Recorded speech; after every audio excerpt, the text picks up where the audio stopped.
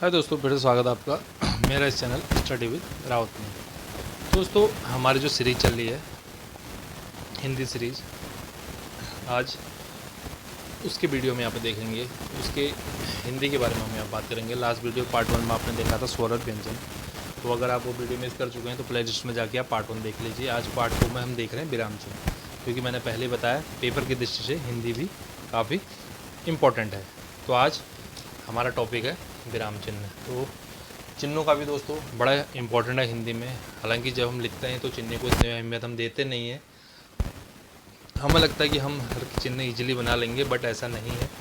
जब पेपर की बात आती है, जब उत्तराखंड एग्ज़ाम की बात आती है, तब हम कहीं ना कहीं फंबल कर जाते हैं, फंस जाते हैं और हमारा माइनस मार्किंग हो जाता है, जिससे हम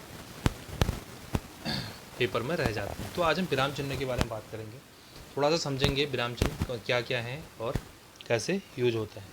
दोस्तों, अक्सर जो विराम का अर्थ है आपको सबको पता है, नाम से ही पता लग रहा है। विराम का अर्थ होता है वैसे रुकना। विराम का अर्थ होता है रुकना, सभी को पता है, ठीक है। लेकिन जब कोई भी विराम चिन्ह आ जाए, कोई भी चिन्ह आ जाए, तो वहाँ पे रुकेंगे। कहीं पे ज़्यादा देर के लिए रुकेंगे तो कहीं पे कुछ टाइम के लिए रुकेंगे। यहाँ पे रुकना जो कि हो गया कि आपको वहाँ पे रुकना है। और इस रुकने में कई बार कुछ चीज़ें स्पष्ट करने या कहीं पर उतार चढ़ाव, कुछ ठहराव आदि के लिए हम विराम चिन्हों का यूज़ करते हैं, ठीक है। अब हम बात करेंगे कि विराम चिन्ह प्रयोग कैसे करते हैं।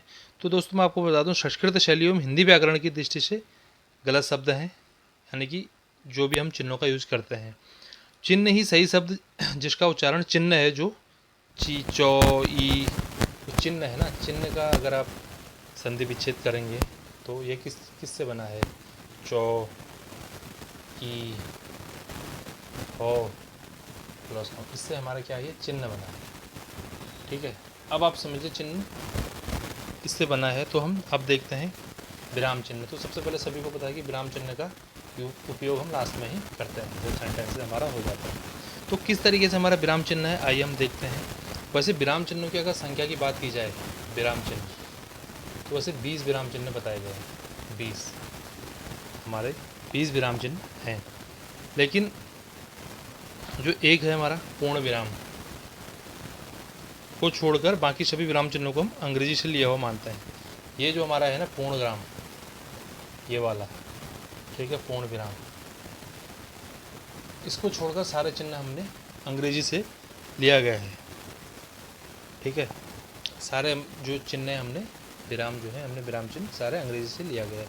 लेकिन जैसे मैंने आपको बताया कि ये 20 माने जाते हैं, तो आज हम डिस्कस करते हैं कुछ चिन्हों के बारे में, देखते हैं। तो सबसे पहले दोस्तों पूर्ण विराम।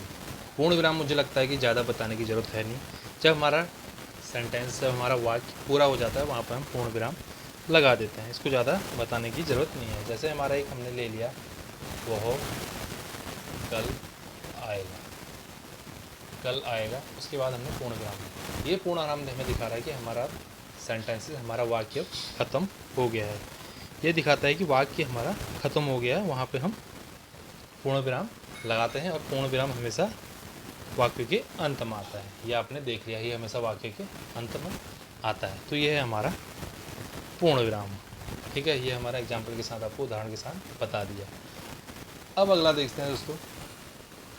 अब अगला है दोस्तों अर्ध विराम। दोस्तों, इसको यहाँ पे समझ सकते हैं। पूर्ण विराम जब हमारा सेंटेंस पूरा हो गया था। अर्ध विराम का मतलब है जब हमारा सेंटेंस है, जब हमारा वाक्य केवल अधूरा ही रहता है, जब हमारा वाक्य अधूरा ही रहता है, यानी जहाँ पे हमने अर्ध विराम मतलब आधा विराम लेना है या हल्का सा विराम लेना है, तो वहाँ पे करते हैं। अब देखिए दोस्तों, जो पूर्ण विराम था, अब कई बार ये भी आ जाता है कि ये किसका सिंपल है, सैम्पल है, ये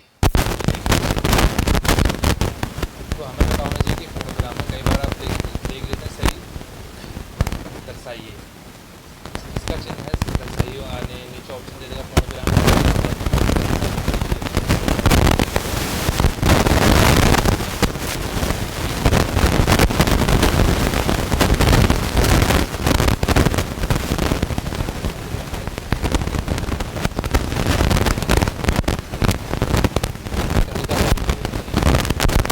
ये हमारा अर्ध विराम है।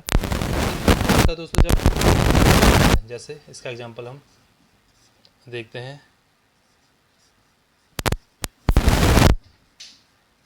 देखो जैसे राम तो अच्छा लड़का है, राम तो अच्छा लड़का है। अब हमें पता है कि राम तो अच्छा लड़का है, लेकिन हम आगे कुछ और बोलना चाह रहे हैं, आगे कुछ और बोलना चाह रहे हैं, तो यहाँ पे हम लगा देंगे अर्धविराम। यहाँ पे हम लगा देंगे अर्धविराम। किंतु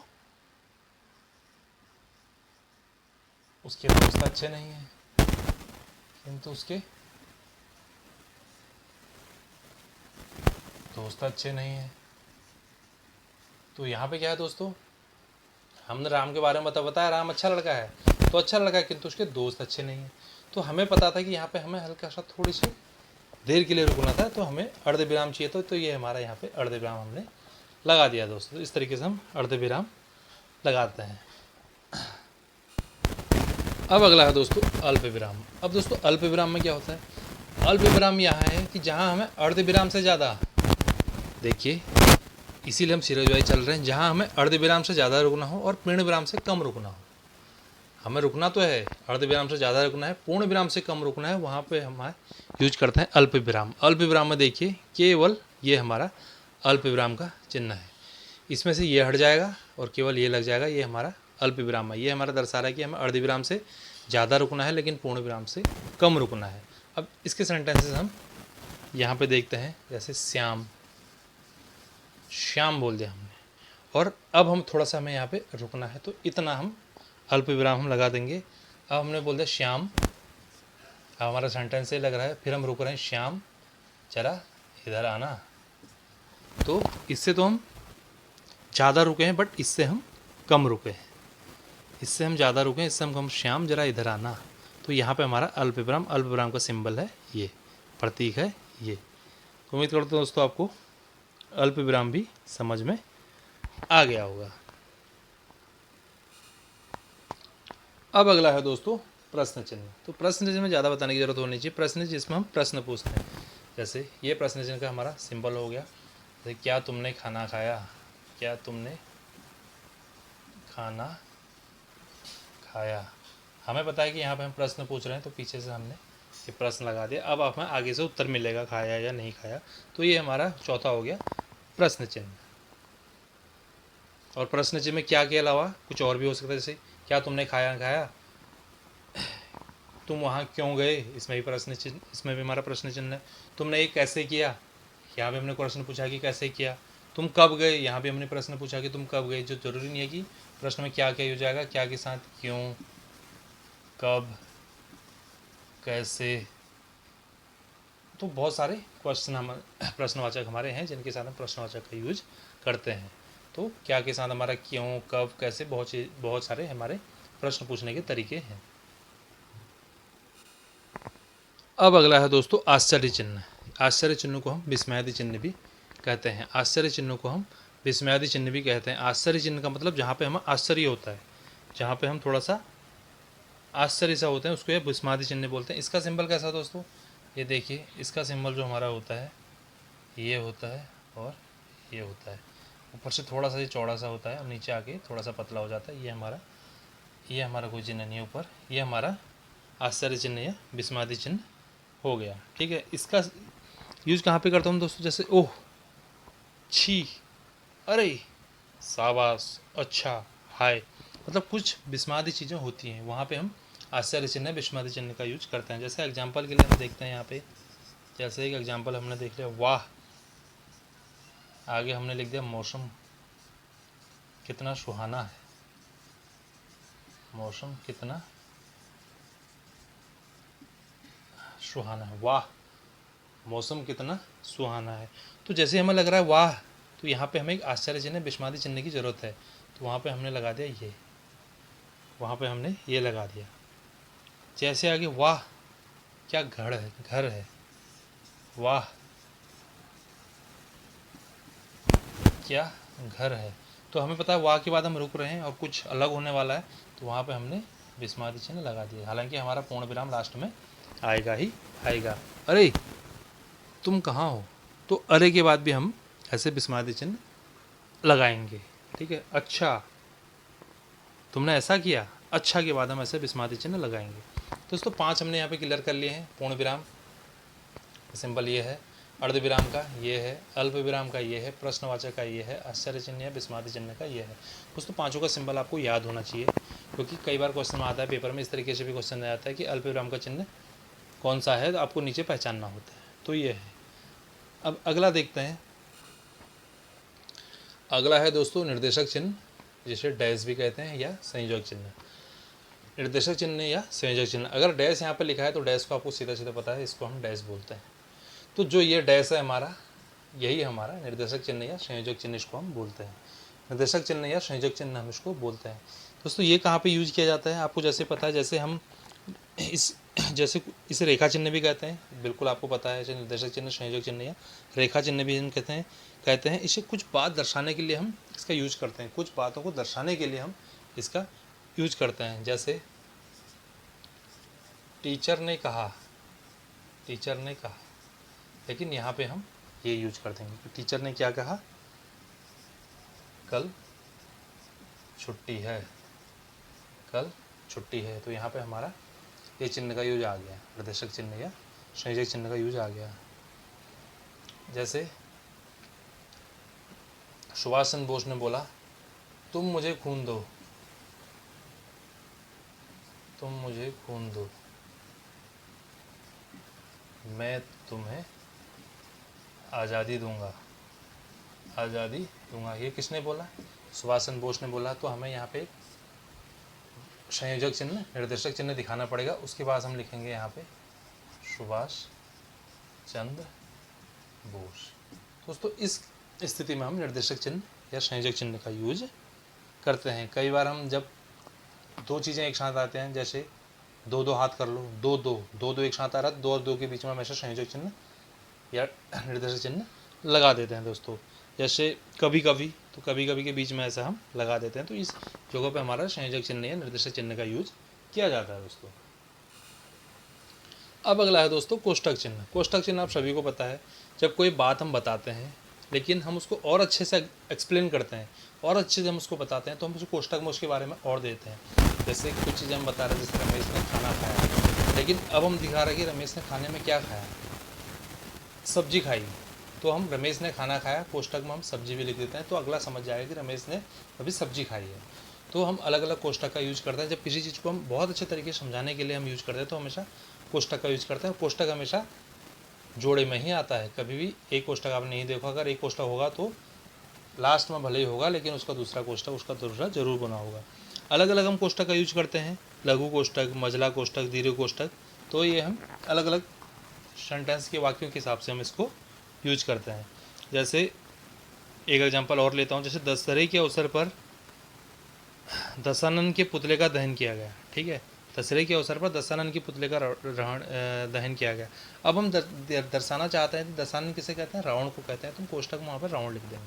जैसे मैंने अभी खाने के साथ जो एग्जाम्पल बताया, इस तरीके से हम कोष्टक का यूज करते हैं। तो ये हमारा कोष्टक भी हो गया। अब अगला है दोस्तों अवतरण चिन्ह या उद्धरण चिन्ह। इस तरीके से हम अवतरण चिन्ह, उद्धरण चिन्ह के कई बार हम कोष्टक के अंदर जो हमने लिखा गया यही हमारा अवतरण चिन्ह है। कई बार हम इसको एक एक बार भी दर्शाते हैं, कई बार इसको हम दो दो बार भी दर्शाते हैं। यह हमारा अवतरण चिन्ह है, उद्धरण चिन्ह है। इसका मतलब क्या होता है दोस्तों, इसका मतलब ये होता है कि जब हम किसी शब्द को ज़्यादा जोड़ देते हैं, जब किसी हम शब्द पर ज़्यादा जोर देते हैं या किसी खास शब्द पर हम जोड़ देते हैं, वहाँ पर हम उद्धरण चिन्ह का प्रयोग करते हैं। जैसे एक एग्जाम्पल के साथ इसको समझते हैं, कि हिंदुओं का एक प्रमुख काव्य ग्रंथ महाभारत है। हिंदुओं का एक प्रमुख ग्रंथ महाभारत है। अब इसमें दोस्तों हमें पता लग रहा है हम किसकी बात कर रहे हैं, यहाँ पे ग्रंथ की बात कर रहे हैं, लेकिन प्रमुख ग्रंथ हमारा वो चीज़ है क्या, वो महाभारत है। हमको पता है हमारा वो क्या है, महाभारत है। तो महाभारत को यहाँ हम उद्धरण चिन्ह से दर्शा सकते हैं दोस्तों। इसमें यह बताया गया कि हमने जो जोर दिया है वो महाभारत पर जोर दिया है, जिसको हम बात कर रहे हैं वो महाभारत की बात कर रहे हैं। तो ये हमारा इस तरीके से हम अवतरण चिन्ह का यूज करते हैं। अब अगला है दोस्तों उपविराम या अपूर्ण विराम। उपविराम या अपूर्ण विराम उसका ये है, दो बिंदु से हमने दे दी, ये हमारा उप विराम है, अपूर्ण विराम है।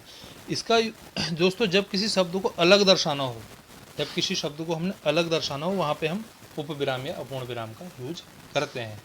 देखिए कैसे, जैसे विज्ञान, ये हमारा हो गया विज्ञान। अब हमने आगे इस पे यहाँ पे हम उप विराम या अपूर्ण विराम का यूज करते हैं। आगे विज्ञान क्या है, वरदान या अभिशाप, अभिशाप, ठीक है।